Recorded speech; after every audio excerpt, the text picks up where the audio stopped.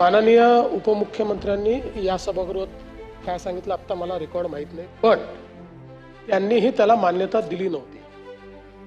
पण म्हणजे यातला आश्चर्याची गोष्ट सांगतो की ज्यावेळेस सरकार फॉर्मेशन सुरू होतं आणि माझी शपथ झाली, त्यानंतर मग शपथा त्यावेळेस आम्ही घेतल्या आणि मंत्रिमंडळाचा विस्तार होतपर्यंत सगळी खाती माझ्याकडे होती. त्या दरम्यान हा वर्क ऑर्डर देऊन टाकण्यात आला. काय झालं? आणि माझ्या ते लगेच लक्षात आलं की ही काहीतरी गडबड झालेली आहे. म्हटलं तुम्ही मान्यता दिली आहे का?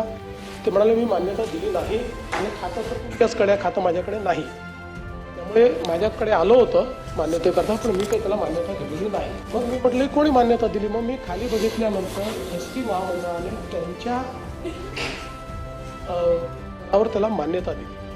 ती लगेच ॲडिशनल चीफ सेक्रेटरीला सांगितलं की तुम्ही आता याची चौकशी करा आणि याला स्थगित करा. ते स्थगित केलं आणि चौकशी केल्यानंतर त्यांच्या या लक्षात आलं की जवळपास जे काही रेट्स त्या ठिकाणी आलेले आहेत आणि यांनी तो त्या मध्यंतरीच्या काळात कारभार केलेला आहे, त्या कारभारामुळे एस टीचं 1700 कोटी रुपयाचं नुकसान होतं.